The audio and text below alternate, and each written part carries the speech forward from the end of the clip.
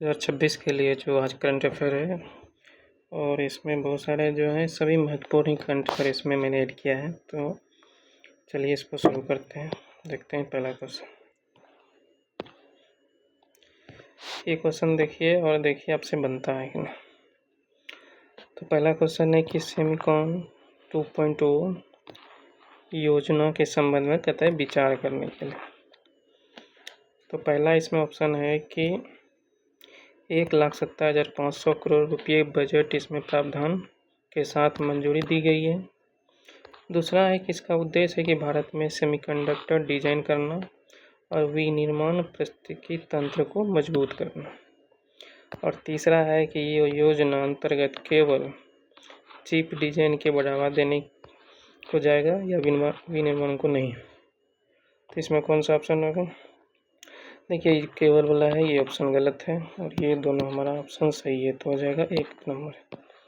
देखते हैं इसका डिटेल्स। तो पहला तो है कि सेमिकॉन 2 जो है ये इंडिया सेमीकंडक्टर मिशन 2 लॉन्च किया गया। पहले जो इंडिया सेमीकंडक्टर मिशन 1 लॉन्च किया गया था 2021 में, उसमें था 76,000 करोड़ इसका आवंटन किया था। इसमें कितना है? 1,70,500 करोड़ को मंजूरी दिया गया है। तो लक्ष्य इसमें क्या क्या है? डिजाइन करना है, इसका निर्माण करेगा, ATMT और एसेट जनरेट बनाया जाएगा, और रिसर्च एंड डेवलपमेंट पर खर्च किया जाएगा, और प्रतिभा विकास को भी बढ़ावा दिया जाएगा सेमिकॉन 2.0 के द्वारा। और इसमें डिटेल से देख सकते हैं। देखिए सेमिकॉन 2.0 है, 1,70,500 करोड़ का बजट किया गया है। इसमें सेमीकंडक्टर का डिजाइन करेगा, विनिर्माण इकोसिस्टम को मजबूत किया जाएगा। और ये सेमिकॉन 1 मतलब इंडिया सेमीकंडक्टर मिशन के बारे में बात किया जा रहा है कि उसकी सफलता के बाद ये सेमिकॉन 2 मतलब इंडिया सेमीकंडक्टर मिशन 2.0 लॉन्च किया गया। इसमें देखिए 6 प्रमुख स्तंभ के माध्यम से मजबूत किया जाएगा। तो पहला जो स्तंभ है हमारा इसमें है डिजाइन करेगा। तो डिजाइन किसका होगा? सेमीकंडक्टर का होगा। जो चिप डिजाइन है उसका किया जाएगा, सिस्टम का विकास किया जाएगा, मशीन और सामग्री जो भी इसमें लगता है उसको प्रोत्साहन दिया जाएगा। जो भी इकाइयों की स्थापना, इसको फैब कहते हैं इकाई को, तो उसकी स्थापना किया जाएगा। और ATMP और OSAT उद्योग को मजबूत करना होगा। और R&D मतलब अनुसंधान और विकास का इसमें प्रोत्साहन किया जाएगा, और प्रतिभा विकास भी किया जाएगा। तो ये 6 पॉइंट इसमें इम्पोर्टेंट है। अगर आप इसको PT का तो इम्पोर्टेंट है ये, इसका मेंस में भी लिख सकते हैं अगर आएगा। कोई भी क्या पढ़ते हैं टेक्नोलॉजी से संबंधित या आत्मनिर्भर भारत से संबंधित, भारत अपना कहाँ तक पहुँचा है, तो उसमें ये साइंस में तो ये महत्वपूर्ण है ही। तो ये 6 पॉइंट महत्वपूर्ण है। तो ये योजना क्या करेगा? आर्थिक विकास की गति देगा, आपूर्ति श्रृंखला को और मजबूत बनाएगा, महत्वपूर्ण क्षेत्रों में भारत की तकनीकी नेतृत्व क्षमता को बढ़ाएगा। तो ये हमारा पहला क्वेश्चन हो गया। दूसरा देखते हैं। हाँ देखिए, अभी देखिए भारत GDP पे जो है मतलब R&D पर GDP का मात्र 0.64% ही खर्च करता है। इसके मुकाबले चाइना देखिए 2.40 और सबसे ज़्यादा ताइवान 4% खर्च करता है, और साउथ कोरिया 4 मतलब लगभग 5%। तो भारत बहुत पीछे है R&D पर खर्च करने के लिए। तो भारत सरकार को इस पर या निजी क्षेत्र को इसमें आगे आना होगा, तभी जाके भारत जो है R&D में निवेश बढ़ेगा और भारत आत्मनिर्भरता की ओर बढ़ेगा। दूसरा क्वेश्चन देखते हैं। दूसरा जो है ये सिंदूर पार्क से संबंधित है। सिंदूर पार्क जो ऑपरेशन सिंदूर हुआ था उसी से संबंधित है। उसी के नाम पर पूरे भारत में हर जगह सिंदूर पार्क की स्थापना की जा रही है। उसी क्रम में कतई पहला जो ऑप्शन है इसका, देश का पहला सिंदूर पार्क है।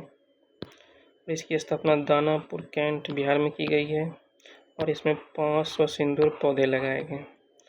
तो ये तीनों बात सही है कि देश का पहला सिंदूर पार्क पटना बिहार में बनाया गया, दानापुर कैंट पटना, और 500 सिंदूर पौधे इसमें लगाए गए। तो ये तीनों ऑप्शन इसका सही हो जाएगा। तो देखते हैं इसका डिटेल। ये देश का पहला जो है सिंदूर पार्क, ये पटना कैंट में, दानापुर का कैंट जो पटना वहाँ स्थापित किया गया है। सिंधु 500 इसमें 350 इसमें पौधे लगाए गए हैं। और इसका जो उद्घाटन किया गया है सैयद अता हुसैन जो बिहार के राज्यपाल हैं उसके द्वारा किया गया है। और ये पार्क जो राष्ट्रीय सुरक्षा, बलिदान और पर्यावरण संरक्षण का प्रतीक माना गया है। सहयोग इसमें कौन किया है तो बिहार कृषि विश्वविद्यालय सबौर जो भागलपुर में है, ये इसमें अपना सहयोग दिया है। तो सिंदूर का देखिए वैज्ञानिक नाम क्या होता है, विक्सा ओरेलिना, इसको याद रख सकते हैं। हो सकता है साइंस में क्वेश्चन पूछ दे किस स्कूल की है तो विक्सा शैली। और पिगमेंट, कौन सा पिगमेंट इसमें होता है, विक्सा। ये भी आप साइंस टेक में क्वेश्चन पीटी के लिए ये भी इम्पोर्टेंट। तो अब देखिए सिंदूर ऑपरेशन कब हुआ था तो देखिए 22 अप्रैल 2025 को आतंकवादी हमला हुआ था पहलगाम में, और जिसमें 26 नागरिक की मौत हो गई थी। तो उसी की कार्रवाई में सैन्य कार्रवाई 7 मई 2025 की रात को हुई थी। तो 7 मई 2025 को हुआ था। तो और यहीं शुरू हुआ था ऑपरेशन सिंदूर। अभी देखिए रणनीतिक कदम उठाया गया था। तो सिंधु जल संधि 1960 में जो हुआ था वर्ल्ड बैंक के साथ, इसको तत्काल प्रभाव से ख़त्म कर दिया गया है। अब देखिए एक मुंबई में ब्रिज है कर्नाटक के बीच, इसका भी नया नाम क्या कर दिया है, Sindoor bridge Mumbai. Kutch border park जो सिंदूर है, इसको मेमोरियल पार्क गुजरात में जो, इसका भी नाम सिंदूर रखा गया है। नेक्स्ट क्वेश्चन देखते हैं। इसमें एक ही निम्नलिखित कथनों पर विचार कीजिए। कथा एक कनिष्क नारायण जो है बिहार के मुजफ्फरपुर के से संबंध रखते हैं। ये 2024 में वेल्स के सांसद चुने गए थे और ब्रिटेन के पहले एआई मंत्री बने हैं। तो देखिए ये जो हाल ही में अभी क्या कहते हैं यूके में जो पीएम बने हैं बर्नहेम, एंडी बर्नहेम, उसी के कैबिनेट में एक एआई मंत्री बनाया गया है। और एआई मंत्री जो बने हैं इसका नाम है कनिष्क नारायण। और कनिष्क नारायण बिहार के मुजफ्फरपुर से संबंध रखते हैं, पहले ये वेल्स के सांसद। तो इसमें हमारा तीनों ऑप्शन सही हो सकता है कि पहला एआई मंत्री जो है ब्रिटेन के बने हैं कौन, कनिष्क नारायण, और मुजफ्फरपुर बिहार से संबंध रखते हैं। वेल्स जो है यूके का पार्ट है। हम कल भी बताए कि यूके में 4 पार्ट होता है, वेल्स है, क्या कहते हैं, और इंग्लैंड है, और एक नॉर्थ आयरलैंड करके था। तो ये 3-4 पार्ट थे इसमें। तो उसी में से एक था वेल्स के सांसद चुने गए थे। तो ये हमारा 3 ऑप्शन सही हो जाएगा। तो यहाँ देख सकते हैं ब्रिटेन के नए पीएम कौन बने, एंडी बर्नमैन। ये कौन सा पार्टी के है तो लेबर पार्टी के। और क्या कहते हैं एआई पहले मंत्री कौन है तो कनिष्क नारायण। कहाँ के सांसद हैं तो वेल्स के, वैसे बिहार के मुजफ्फरपुर के भारतीय मूल के हैं। और नए पीएम जो पहली बार बने हैं इसमें एआई मंत्रालय को कैबिनेट का दर्जा दे दिया गया। संस्कृति मंत्रालय में एक मंत्री और जो भारतीय मूल के, इसका नाम है लीसा नंदन। ये है संस्कृति मंत्रालय से। नेक्स्ट देखते हैं। कहता है राष्ट्रपति द्रौपदी मुर्मू कितने नंबर के राष्ट्रपति है, 15 नंबर की। कहता है उत्तरी मैसेडोनिया की संसद को संबोधित किया। इन्होंने भारत की प्राचीन विचारधारा वसुधैव कुटुंबकम का उल्लेख किया है। यहाँ इन्होंने वैश्विक चुनौती के समाधान हेतु दीवारें नहीं पुल बनाइए का आह्वान किया है। कहता है कौन सा सही है तो देखिए ये तीनों कथन सही है, हमारा ऑप्शन हो जाएगा डी। तो अभी द्रौपदी मुर्मू जी है, देखिए यहाँ मैसेडोनिया की संसद में ये भाषण दे रही है। पहले देखिए उत्तर मैसेडोनिया कहाँ, अगर आप यूरोप जाते हैं तो आप देखिए यूरोप में क्या कहते हैं, ये ग्रीस है, ये बीच में देखिए नॉर्थ मैसेडोनिया है, और क्या कहते हैं इसके इधर साउथ में ग्रीस है, और इधर देखिए पश्चिम में अल्बानिया है, अब इधर देखिएगा पूर्व में तो बुल्गारिया है, और इधर सर्बिया है, और इधर है कोसोवो। ठीक है, चौथी याद रख सकते हैं। और इसकी राजधानी है जो नॉर्थ मैसेडोनिया का कोप्चे, ये भी राजधानी। इधर देखिए एजियंसी है और एडेट्रियक्सी। ठीक, ध्यान रखिए ये मैप भी क्वेश्चन आता है। तो देश कौन सा हो गया, उत्तरी मैसेडोनिया। देखिए उत्तरी मैसेडोनिया से एक तो भारत की जो पहली थी मदर टेरेसा भी यहीं, इसका जन्म यहीं हुआ था। उत्तरी मैसेडोनिया में। तो इसकी राजधानी क्या है? इसकी राजधानी है स्कोपजे और ये मुद्दा चलता है यहाँ डेनार। और राष्ट्रपति यहाँ की जो है गोर्डाना दाबकोवा यहाँ की राष्ट्रपति है। तो किसी भी भारतीय राष्ट्रपति की पहली यात्रा है उत्तरी मैसेडोनिया में, तो ये बहुत इंपॉर्टेंट हो जाता है, इसको याद रखें। तो ये अभी जो द्रौपदी मुर्मू गई है 3 देश की यात्रा पे गई है। तो पहले ये मोल्डोवा गई, दूसरी अभी तुरंत ये उत्तरी मैसेडोनिया में है, उसके बाद ये रोमानिया जाएंगे। देखिए वसुधैव कुटुंबकम की जो बात की है यह किस उपनिषद में है? तो महाउपनिषद। इसका मतलब होता है पूरा विश्व एक परिवार है। और जब भारत में G20 हुआ था 18 तो उसमें इसका थीम था वसुधैव कुटुंबकम, मतलब one earth one family one future.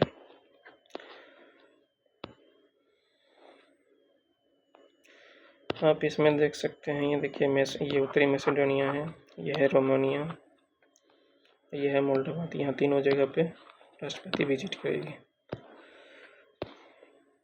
Next हमारा क्वेश्चन है कि 57th जो international film festival of India है कत नवंबर 2026 तक आयोजित होगा। 2026 में आयोजित होगा। कहाँ होगा? तो गोवा में होगा। और इसका तो थीम क्या है? तो स्टोरीज विदाउट बॉर्डर्स। तो ये 3 ऑप्शन सही है, तो ये तीनों सही हो जाएगा। तो ये देखिए 15th। आप गोवा देखना चाहते हैं तो गोवा देखिए, गोवा राजधानी क्या? पणजी। कर्नाटक और महाराष्ट्र के बीच में। तो ये 50th international film festival of India हो रहा है। कहाँ में होगा? गोवा इंडिया में। और स्टोरेज विदाउट बॉर्डर इसका थीम है। इसके अध्यक्ष कौन है? तो आशुतोष गोविलकर है। देख सकते हैं कौन इसकी शुरुआत कब हुई? 1952 में। इसका आयोजक कौन है? तो सूचना एवं प्रसारण मंत्रालय। तो मंत्री कौन है? अश्विनी वैष्णव जो रेल मंत्री भी हैं। और गोवा में होगा। इसका प्रतीक क्या है? मोर। थीम क्या है? Stories without borders.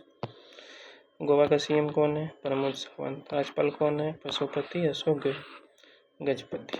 हो गया। नेक्स्ट देखते हैं, ये 8वां BRICS headed of prosecution service meeting की मेजबानी की गई है भारत में। आप देख सकते हैं। तो ये मीटिंग जो है होते रहेगा सितंबर 2026 तक, अलग अलग तरह की मीटिंग। उसके बाद जो मेन मीटिंग होगा वो 2026 में, सितंबर 2026 में नई दिल्ली में होगा। उसके अलावा पूरे भारत में अलग अलग जगह पर मीटिंग होता है हर चीज़ के लिए। तो उसी पे को लेकर heads of prosecution service meeting हुआ है अभी। और इसका बैठक का जो विषय था exchanging experience and best practice in criminal adjudication from the prosecution of perspective. तो ये ऑप्शन 2 ऑप्शन और ये तीनों ऑप्शन सही है इसमें, हम देख सकते हैं। तो ये मीटिंग जो है वर्चुअली हुआ था। तो भारत की अध्यक्षता इसमें कौन किया था? तो आर वेंकटरमन। कौन है ये? Attorney general of India Bharat के हैं। और सोलिसिटर जनरल कौन है? तो तुषार मेहता है। तो मेन जो ब्रिक्स का थीम है वो क्या है? Building for resilience, innovation, cooperation and sustainable. और इस बार ये कौन सा है? 18th ब्रिक्स हो रहा है।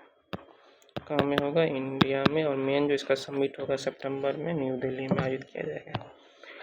देखिए ब्रिक्स जो है 2011 में दक्षिणी अफ्रीका शामिल हुआ। 2006 में पहली बार रूस में इसका आयोजन हुआ था। अभी देखिए ब्रिक्स में विश्व की जनसंख्या का 49.5% है। विश्व के भू क्षेत्र इसमें 30% आता है। और जीडीपी का 40% और व्यापार का 26%। देखिए 6 जून 2009 को 2010 में ब्रिक्स से क्या कहते हैं ब्रिक का दक्षिणी अफ्रीका शामिल होने के बाद ब्रिक्स हो गया। तो पहला जो शिखर सम्मेलन हुआ था रूस में। इस बार थीम आपको बताई दिए और 4 स्तंभ इसमें दिया गया है। देखिए जैसे कि नई दिल्ली में ब्रिक्स लीडर समिट कहाँ हुआ था? नई दिल्ली में। विदेश मंत्री की बैठक कहाँ हुआ था? नई दिल्ली में। अब एक कृषि मंत्री की बैठक कहाँ हुआ? इंदौर मध्य प्रदेश में। और युवा उद्यमिता कार्य समूह का बैठक भी कहाँ हुआ? इंदौर में। या मंत्रियों का बैठक कहाँ हुआ? गांधीनगर गुजरात। पर्यटन मंत्री की बैठक कहाँ हुआ? जयपुर में। ये सब बैठक अभी चलेगा 1-2 महीने। देखिए नेक्स्ट क्वेश्चन है, किस पे विचार कीजिए। देखिए क्वेश्चन कहता है विश्व मस्तिष्क दिवस, मस्तिष्क दिवस कब मनाया जाता है? तो 22 जुलाई। और इसका आयोजन कौन करता है? कहते हैं WHO। और इसकी थीम क्या है? Brain health access for all. तो देखिए एक सही है, दो सही है, तीन गलत है, क्योंकि WHO इसका नहीं करता है। तो देखते हैं इसको कौन करता है आयोजित। तो ये कहता है वर्ल्ड फेडरेशन ऑफ न्यूरोलॉजी इसका आयोजन करता है, 22 जुलाई को मनाया जाता है। इसका थीम होता है brain health access of all. तो वर्ल्ड फेडरेशन ऑफ न्यूरोलॉजी 1957 में इसकी स्थापना हुआ था लंदन UK। अध्यक्ष भी कौन? Steven Lewis. अन्य दिवस देखते हैं 22 जुलाई को क्या सब हुआ। तो राष्ट्रीय ध्वज अंगीकरण दिवस 22 जुलाई को मनाते हैं, क्योंकि 22 जुलाई 1947 को तिरंगा है जो इसको अपनाया गया था। तो अच्छा तिरंगा का डिजाइन किसने किया था? तो पिंगली वकैया। किसने किया था? पिंगली वकैया, आप देख सकते हैं।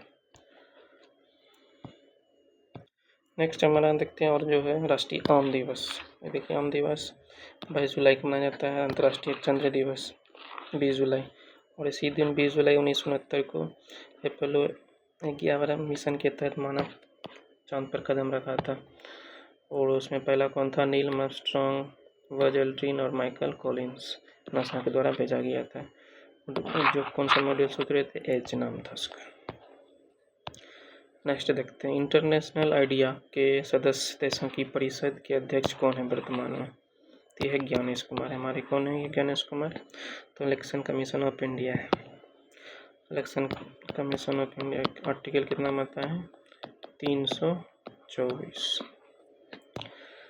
तो देखिए India chairship of international IDEA for 2026। इसका थीम क्या है? देखिए democracy for an inclusive peaceful resilient and sustainable world.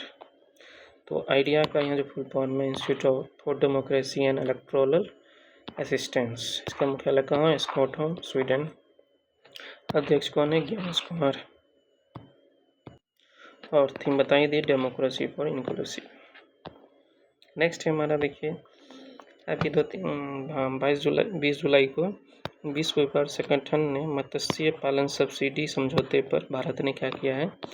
अपना समझौता मतलब स्वीकृति देती है इस समझौते में। तो ये मत्स्य पालन सब्सिडी समझौता है क्या?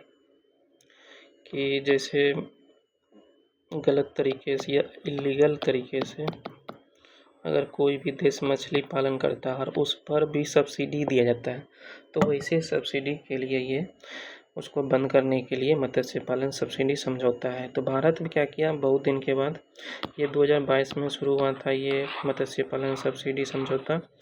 भारत ने 2026 में भी अपना हस्ताक्षर करके मतलब स्वीकृति दे दी है।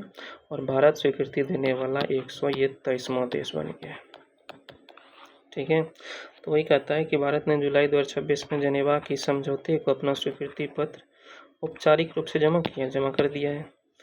ये समझौता किससे है? जैसे कि अवैध मछली क्या कहते हैं मारता है, या जैसे कि चीन देखते होंगे ये जहाँ मन तहाँ जाल गिरा के मछली मारने लगता है। तो वही कहता है इसमें अवैध या गैर रिपोर्टेड या अनियमितता मतलब इलीगल अनरिपोर्टेड जो है मछली पकड़ने के लिए दी जाने वाली सब्सिडी को प्रतिबंध करता है। अगर आप गलत तरीके से मछली पालन अगर पकड़ते हैं तो उस पर अगर सब्सिडी देते हैं तो इसके खिलाफ होगा। तो कहता है कि ये समझौता तब तक प्रभावी नहीं होगा जब तक कि WTO सदस्यों को स्वीकार नहीं करेगा। देखिए कोई भी समझौता पार करने के लिए WTO में देखिए 163 सदस्य, 166, इसमें से 2/3 सदस्य चाहिए, तो मतलब 111 सदस्य चाहिए। अगर 111 सदस्य इसमें मतलब अपना वोट देता है तो समझौता हो जाता है। तो इस मतलब सभी को नहीं देखिए गलत हो गया, 1 2 मतलब A नंबर सही होगा। ठीक है, तो भारत कौन सा देश बन गया है इस समझौते में? 123वां सदस्य बन गया है। और तो मतलब इसे मत्स्य पालन पर दी जाने वाली जो हानिकारक सब्सिडी है उसको नियंत्रित करने के लिए समझौता बनाया गया है। तो किस पे रोक लगा है? कोई इलीगल अनरिपोर्टेड या अनरेगुलेटेड तरीके से मछली मारता है उसमें सब्सिडी बंद कर दिया गया। दूसरा, जो अत्यधिक दोहित मछली भंडार पर सब्सिडी नहीं दिया जाएगा, मतलब ओवरफिश स्टॉक्स कर लिया है उसको भी सब्सिडी नहीं दी जाएगी। जो अनरेगुलेटेड हाई सी फिश जो है उस पर भी सब्सिडी नहीं दिया जाएगा। अगर सब्सिडी देता है तो वो ये कानून के खिलाफ होगा। अब देखिए, समझौते से बाहर किस टाइप की मछली पकड़ने से है। अगर कोई मत्स्य कृषि करता है, एक्वाकल्चर, तो कर सकता है, इसमें कोई दिक्कत नहीं है। इनलैंड फिशरी, जैसे कि मीठे पानी, जैसे कोई तालाब है या, तो उसमें मछली पकड़ता है तो कोई दिक्कत नहीं। तो ये भारत के लिए महत्वपूर्ण है। तो ये देखिए SDG गोल जो 14 नंबर में, उसमें क्या करता है, लाइफ बिलो वाटर, समुद्र के नीचे जो जिंदगी है, ये 14 नंबर संबंधित है। तो समझौता ज्ञापन जो हुआ किसके बीच में हुआ, तो भारत की तरफ से कौन थे, तो भारत वाणिज्य सचिव जो थे राजेश अग्रवाल वो थे, और WTO के DG जो हैं, डायरेक्टर जनरल, उसका नाम जो है नोकोंजी इबोला। इन दोनों के बीच समझौता हुआ। ये नाइजीरिया की है पहली अफ्रीकी पहली महिला। तो देखिए, तो ये समझौता कब लागू होता है, जब 166 देश 2/3 सदस्य इसको स्वीकृति दे देते हैं। तो जनवरी स्थापना कब हुआ था WTO का, 1995। पहले इसका नाम गेट था। हेडक्वार्टर का है जनेवा और स्विट्जरलैंड इसका मुख्यालय है। नेक्स्ट हमारा जो है ये लास्ट क्वेश्चन है।